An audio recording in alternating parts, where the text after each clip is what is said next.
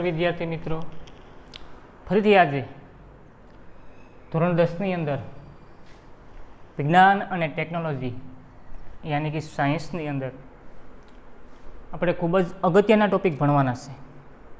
અને આ અગત્યના ટોપિક છે એ આજના જ લેક્ચરની અહીં કમ્પ્લીટ કરવાના છે, જેથી કરીને દરેક વિદ્યાર્થીનું ખાસ બોર્ડમાં ધ્યાન. આપણે આ પ્રશ્ન છે એ ભણવાનો છે. લિંગી પ્રજનનશીલ પુષ્પમાં કઈ રીતે જોવા મળે એની સમજૂતી આપણે મેળવશું, પણ એની પહેલાં થોડા બીજા પ્રશ્ન છે એની માહિતી મેળવીએ.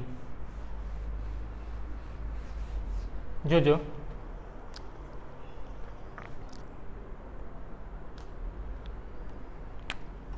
લિંગી પ્રજનન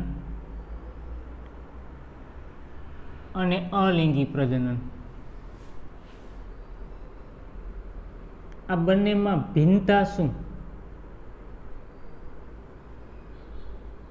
અને અલિંગીની મર્યાદા સમજવાની છે.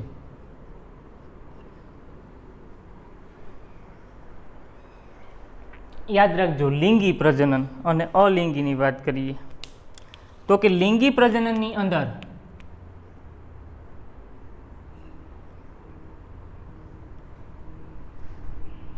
નર અને માદા આ બંને જ્યારે પ્રજનનની પ્રક્રિયા, નર કોનો સ્ત્રાવ કરે તો કે શુક્રકોષ અને માદા અંડકોષ. આ શુક્રકોષ અને અંડકોષ બંને ભેગા થાય ત્યારે ફલનની પ્રક્રિયા થાય અને આ ફલનની પ્રક્રિયા બાદ ગર્ભાશયમાં સ્થાપન થાય અને ગર્ભનો વિકાસ થાય. આવી લિંગી પ્રજનન અને અલિંગી પ્રજનનશયમાં ભિન્નતા કેમ જોવા મળે એનું કારણ કહું મિત્રો. જ્યારે નર છે, આ નરનો ડીએનએ, બે જાતિઓ અલગ અલગ, નરનો ડીએનએ અને માદાનો ડીએનએ. આ નરનો ડીએનએ અને માદાનો ડીએનએ જ્યારે ફલનની પ્રક્રિયામાં ભેગા થાય ત્યારે બંને રંગસૂત્ર અલગ અલગ હોવાથી લિંગી પ્રજનનમાં ભિન્નતા છે સૌથી વધારે જોવા મળે. અને જ્યારે અલિંગી પ્રજનનની વાત કરું તો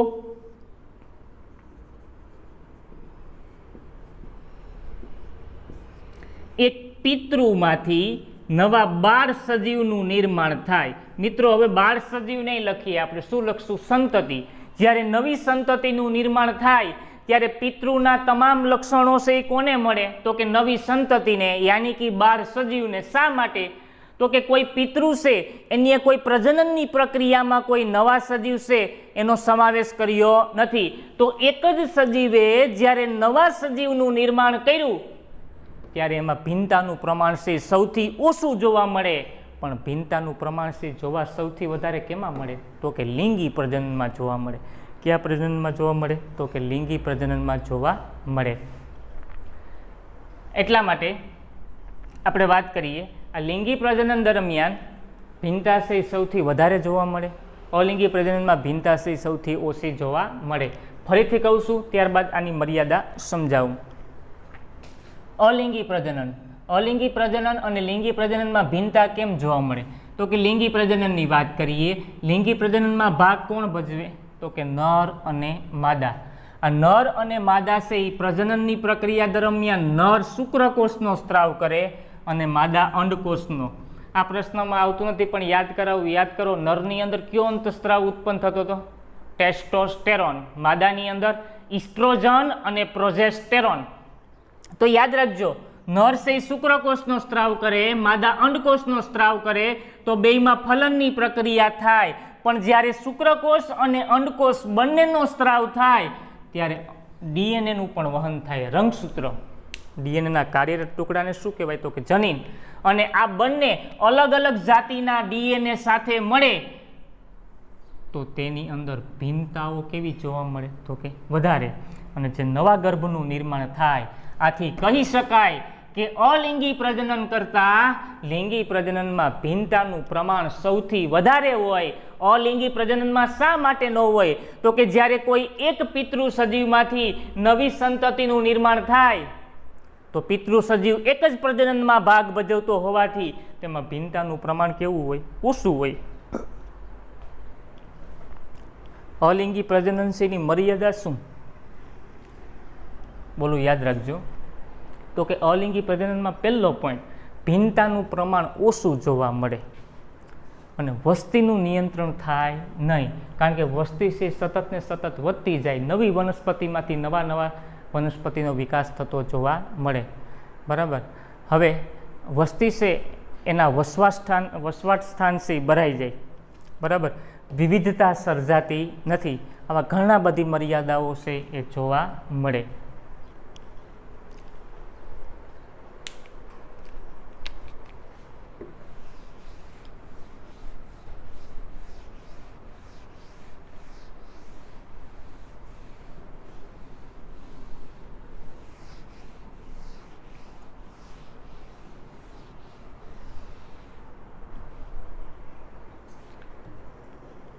હવે ભિન્નતા કેમ જોવા મળે એનું કારણ તમને કહું.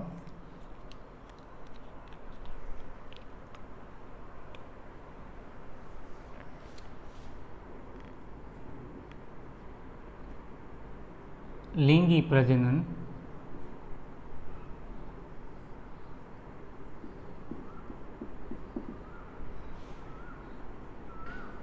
આ પ્રજનનની અંદર નર અને માદાનો સમાવેશ થાય. લિંગી પ્રજનનમાં કોનો સમાવેશ થાય? તો કે નર અને માદા. નરની અંદર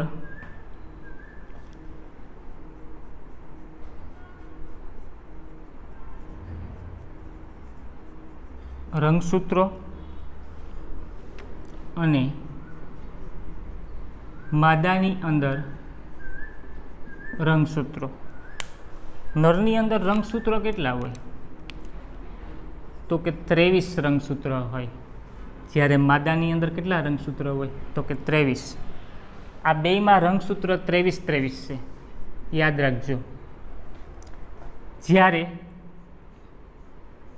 ફલનની પ્રક્રિયા થાય તો ફલનની પ્રક્રિયાની અંદર નરના 23 પ્લસ માદાના કેટલા? 23. તો ફલનની પ્રક્રિયાની અંદર ટોટલ રંગસૂત્રોની સંખ્યા કેટલી થાય? 47 થાય. 23 ને 23 47 થાય તો 23 રંગસૂત્ર નરના અને 23 રંગસૂત્ર માદાના. બરાબર. આ જ્યારે પ્રજનનની પ્રક્રિયા દરમિયાન ભેગા થાય ત્યારે 47 રંગસૂત્ર થાય અને આ 47 રંગસૂત્ર છે એ બંને ભેગા થાય ત્યારે ભિન્નતાનું પ્રમાણ કેવું જોવા મળે?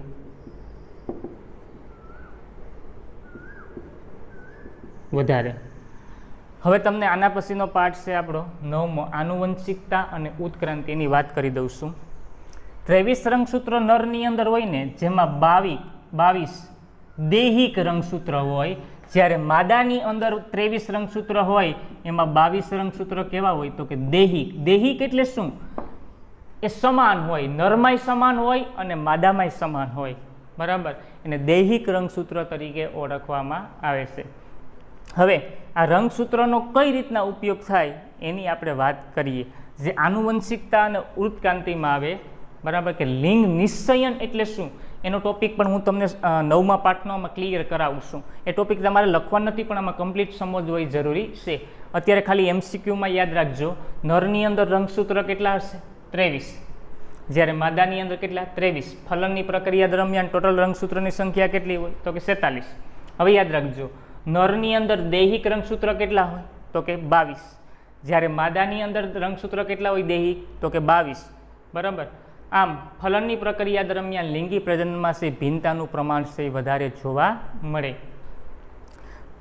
હવે રંગસૂત્રની વાત આવી એટલા માટે આ ટોપિક યાદ કરાવું છું, યાદ રાખજો બધા. આ ટોપિક ખાસ સમજવાનો છે.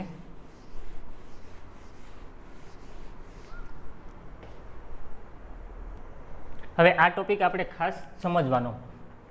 તો સાંભળજો કે લિંગ નિશ્ચયન. પ્રશ્ન થાય કે સાહેબ લિંગ નિશ્ચયન શબ્દ છે એ તો ધોરણ 8માં સાંભળેલો છે, તો એનું જ ફરીથી તમને રિવિઝન કરાવું અને એને થોડુંક ડીપમાં લઈ જાઉં. આ પ્રશ્ન ખરેખર છે એ 9મા પાઠનો છે, પણ આમાં સમજવો જરૂરી છે કારણ કે આપણે રંગસૂત્રની વાત કરી એટલા માટે. યાદ રાખજો, લિંગ નિશ્ચયનનો મતલબ એવો મિત્રો કે અત્યારે હાલની અંદર હું લિંગી પ્રજનનની વાત કરું. આ લિંગી પ્રજનનની અંદર આપણે વાત કરીએ, આપણે આગળના જ ટોપિકમાં જોયું હતું લિંગી પ્રજનનમાં કોનો સમાવેશ થાય, તો કે નર અને માદા. યાદ રાખજો મિત્રો, નર અને માદાની અંદર વાત કરીએ, નરની અંદર રંગસૂત્ર ક્યાં હોય? મેં તમને સંખ્યા કીધી હતી, નરની અંદર રંગસૂત્રની સંખ્યા કેટલી હોય? 23. તો કે 2 રંગસૂત્ર હોય, એક્સ અને એક વાય.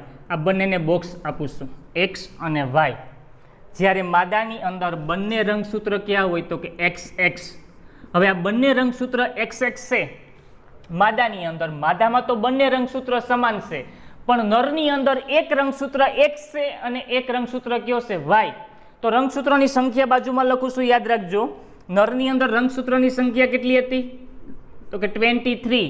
અને માદાની અંદર કેટલી હતી? તો કે 23. 23. બંનેમાં દૈહિક રંગસૂત્રોની સંખ્યા કેટલી હતી? તો કે દૈહિક નરની અંદર 22 અને માદાની અંદર પણ કેટલી હતી? તો કે 22. યાદ રાખજો મિત્રો કે લિંગી પ્રજનન યાની કે લિંગ નિષયન દરમિયાન જ્યારે નરનો એક્સ રંગસૂત્ર માદાના એક્સ રંગસૂત્ર સાથે જોડાય, યાદ રાખજો, નરનો એક્સ રંગસૂત્ર માદાના એક્સ રંગસૂત્ર સાથે જોડાય ત્યારે છોકરીનું નિર્માણ થાય, યાની કે માદાનું થાય. જ્યારે નરનો વાય રંગસૂત્ર માદાના એક્સ રંગસૂત્ર સાથે જોડાય ત્યારે છોકરાનો જન્મ થાય, યાની કે નર અને માદા. બંનેમાં રંગસૂત્ર છે એ 22 રંગસૂત્ર તો દૈહિક છે, પરંતુ એની અંદર નરની અંદર 23 રંગસૂત્ર અને માદાની અંદર 23. પણ રંગસૂત્ર ક્યાં ક્યાં રહેલા છે એ તમને સમજૂતી હોવી જોઈએ. નરની અંદર રંગસૂત્ર 2 હોય, એક એક્સ હોય અને એક કયો હોય? વાય. જ્યારે માદાની અંદર બંને રંગસૂત્ર એક્સ એક્સ હોય. જ્યારે જો મિત્રો યાદ રાખજો, નવા ગર્ભનું નિર્માણ થાય અને 9 મહિના બાદ તે નરનો જન્મ થવો કે માદાનો થવો એનો આધાર છે પુરુષ ઉપર રહેલો હોય. કારણ કે માદામાં તો બંને રંગસૂત્ર એક્સ એક્સ છે, પણ એમાં નરનો વિકાસ થવો કે માદાનો તેનો આધાર કોના પર હોય? પુરુષનો. યાદ રાખજો, ફરીથી કહું છું, આપણે આ 9મા પાઠમાં પણ રિવિઝન કરશું. જ્યારે નરનો એક્સ રંગસૂત્ર માદાના એક્સ રંગસૂત્ર સાથે જોડાય ત્યારે છોકરીનું નિર્માણ થાય, અને નરનો વાય રંગસૂત્ર માદાના એક્સ સાથે જોડાય ત્યારે કોનું નિર્માણ થાય? તો કે છોકરાનું. આ તો લિંગ નિશ્ચયન જે આપણે 9મા પાઠની અંદર ભણશું.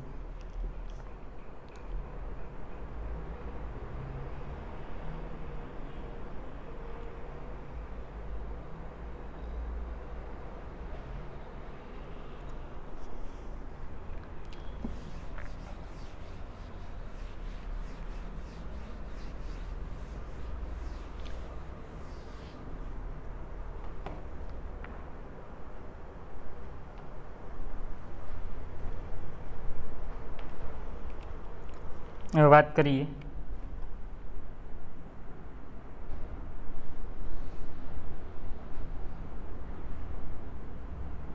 નરજન્યુ કોષો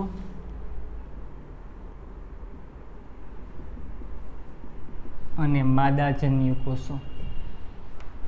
યાદ રાખજો, નરજન્યુ કોષો છે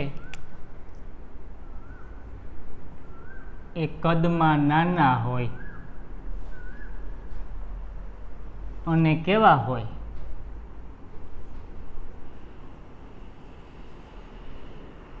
એ પ્રસલનશીલ હોય. કોણ હોય? નરની અંદર કયો કોનો સ્ત્રાવ કરે? તો કે શુક્રકોષ. વાત કરું છું માદા, એની અંદર જન્યુ કદમાં કેવા હોય? તો કે મોટા હોય અને પોષક દ્રવ્ય સભર હોય.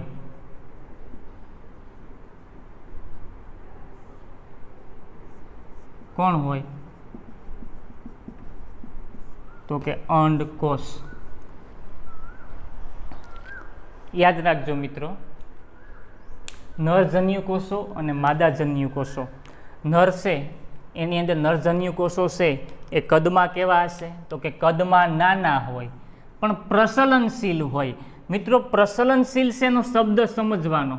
તમે ધોરણ 8 ની અંદર પણ ભણી ગયા કે શુક્રકોષ છે એ આવી પૂંછડી જેવી રચના કરે અને પૂંછડી જેવી રચના કરી અને અંડકોષ સાથે શું કરે? તો કે ફલન કરે. એટલે કેવો છે? તો કે પ્રસલનશીલ. કોણ છે? તો કે શુક્રકોષ. યાદ રાખજો, કદમાં નાના અને પ્રસલનશીલ. માદાજન્યુ કોષો છે એનું કદ કેવું હોય? પ્રમાણમાં મોટું હોય પણ એમાં પોષક દ્રવ્યનું પ્રમાણ ખૂબ જ પુષ્કળ પ્રમાણમાં હોય. એટલા માટે કીધું કે જે પોષક દ્રવ્ય સભર હોય. પોષક દ્રવ્ય સભરનો મતલબ શું?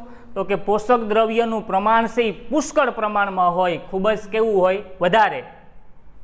તો જે આપણે આ નરજન્યુ કોષો અને માદાજન્યુ કોષોની વાત કરી હતી, ફરીથી કહું છું, નરજન્યુ કોષો છે એ કદમાં નાના અને પ્રસલનશીલ હોય. પ્રસલનશીલનો મતલબ ખબર પડી ગઈ? આવી પૂંછડી જેવી રચના બનાવે. એ કોણ હોય? તો કે શુક્રકોષ. જ્યારે માદાજન્યુ કોષો છે એ કદમાં મોટા અને પોષક દ્રવ્ય સભર, જેનું નામ શું છે? તો કે અંડકોષ.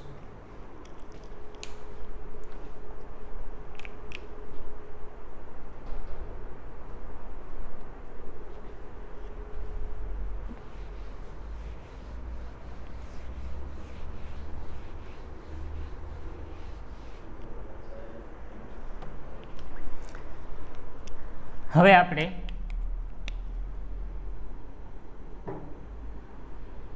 પુષ્પ એટલે શું? આ પુષ્પ છે એના પ્રજનન ભાગો વિશે સમજૂતી મેળવશું. જ્યારે વનસ્પતિનું પુષ્પ હોય, આ વનસ્પતિનું પુષ્પ છે એ લિંગી પ્રજનન દ્વારા. પ્રશ્ન થાય કે સાહેબ વનસ્પતિ તો અલિંગી પ્રજનન કરે, પણ લિંગી પ્રજનનની અંદર જો આકૃતિની અંદર મેં પરાગાશય અને તંતુ એ પુંકેસર યાની કે નર અને પરાગાસન, પરાગવાહિની અને અંડાશય જેને સ્ત્રી કેસર તરીકે ઓળખવામાં આવે. હવે આમાં લિંગી પ્રજનન કઈ રીતના? તો કે પુષ્પની અંદર કયા કયા ભાગોનો સમાવેશ થાય એની પહેલા બેઝિક માહિતી આપું. વ્રજપત્ર, દલપત્ર, પુંકેસર અને સ્ત્રી કેસરનો સમાવેશ થાય. તો પુંકેસરની અંદર કોનો થાય? તો કે પરાગાશય અને તંતુ, અને સ્ત્રી કેસરની અંદર પરાગાસન, પરાગવાહિની અને અંડાશયનો સમાવેશ થાય. તો પુષ્પ એટલે શું એની પહેલા આપણે વ્યાખ્યા ભણીએ. તો ધ્યાન દેજો, અહીંયા પુષ્પની વ્યાખ્યા તમને કમ્પ્લીટ કરાવું.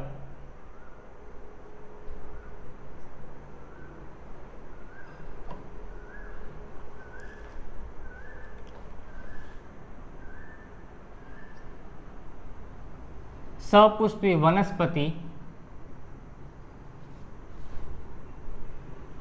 મુખ્યત્વે આવૃત બીજધારી વનસ્પતિમાં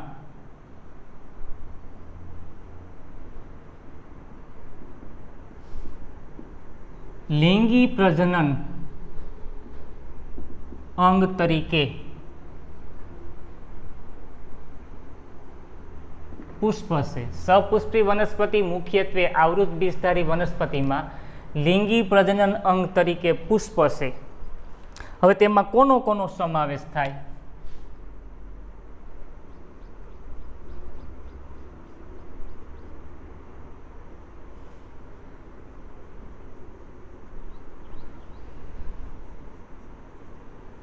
તો કે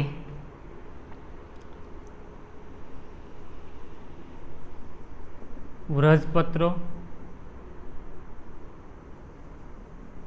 દલપત્રો, નીચે લખું છું વ્રજપત્રો, દલપત્રો, પુંકેસર, સ્ત્રી કેસર. હવે જેની અંદર વાત કરીએ, પુંકેસર છે એ નર પ્રજનનક છે.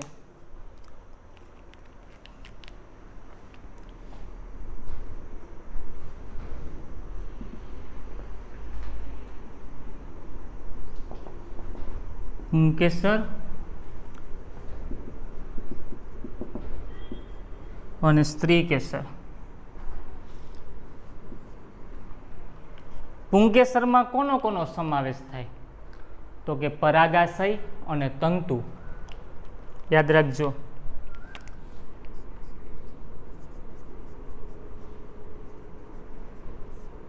પરાગાશય અને તંતુ. જ્યારે સ્ત્રીકેસરમાં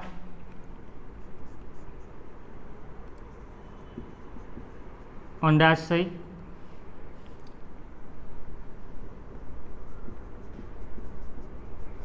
પરાગવાહિની અને પરાગાસન.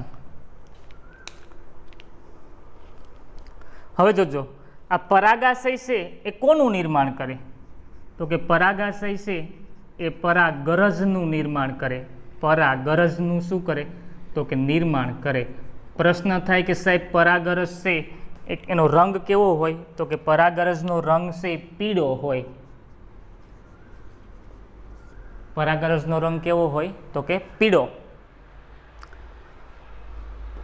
સ્ત્રીકેસરની વાત કરીએ, જેની અંદર અંડાશય, પરાગવાહિની અને પરાગાસનનો સમાવેશ થાય. જેની અંદર એક અંડાશય હું અહીં સમજૂતી આપું.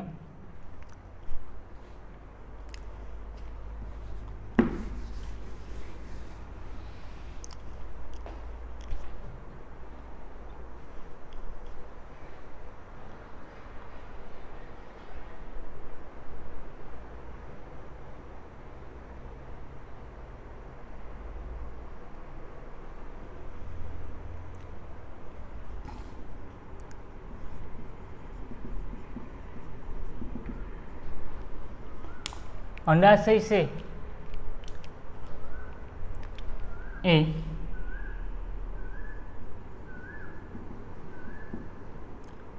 ફૂલેલો ભાગ છે. પરાગવાહિનીની વાત કરું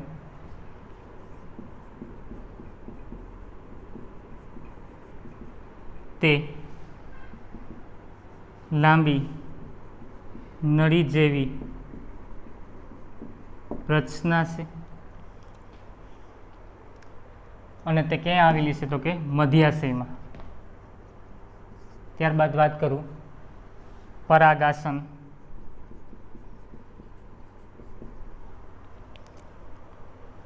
તે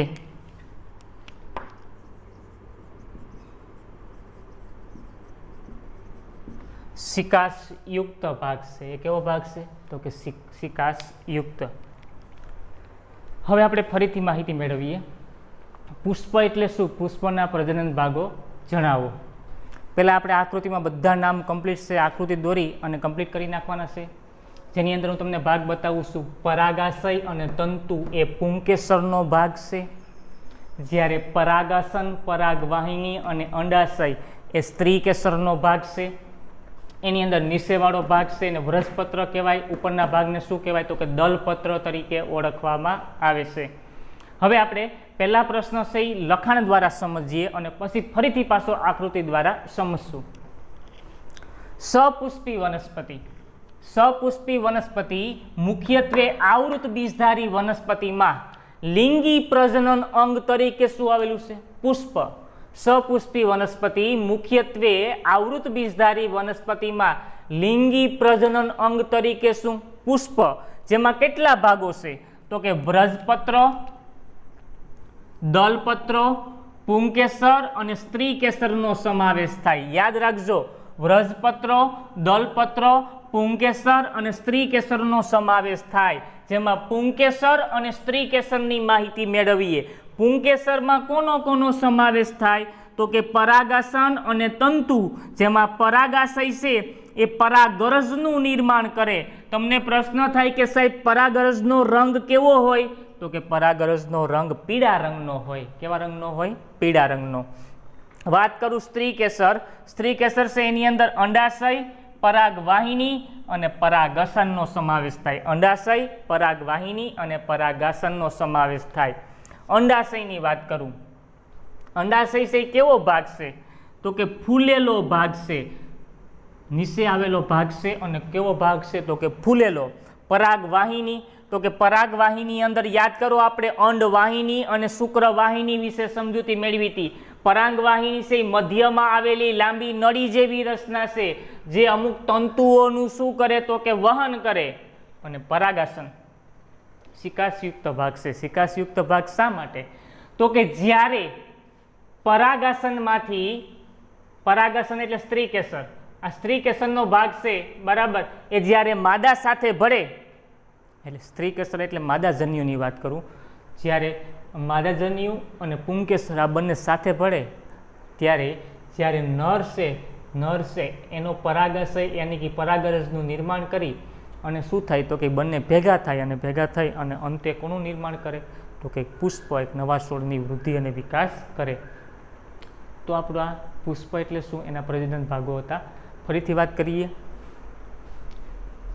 સપુષ્પી વનસ્પતિ મુખ્યત્વે આવૃત બીજધારી વનસ્પતિમાં લિંગી પ્રજનન અંગ તરીકે શું આવેલું છે પુષ્પ. તેના ભાગો બૃહસ્પત્ર, દલપત્ર, પુંકેસર અને સ્ત્રી કેસરનો સમાવેશ થાય. પુંકેસરની અંદર પરાગાશય અને તંતુનો સમાવેશ થાય, જ્યારે સ્ત્રી કેસરની અંદર પરાગાસન, પરાગવાહિની અને અંડાશયનો સમાવેશ થાય. પરાગાશય કોનું નિર્માણ કરે તો કે પરાગરજનું નિર્માણ કરે.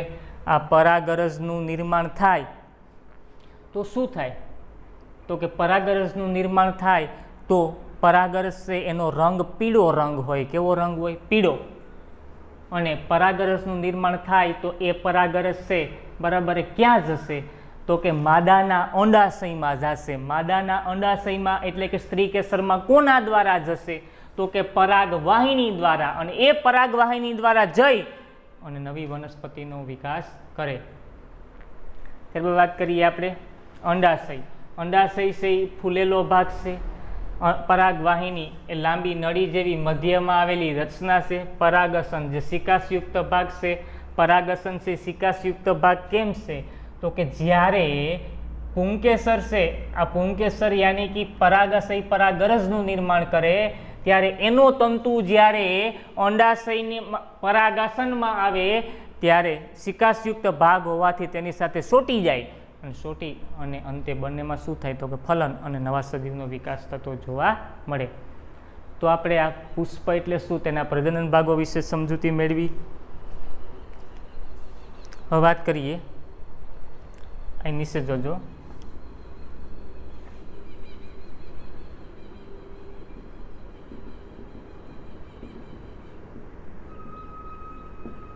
એકલિંગી પુષ્પો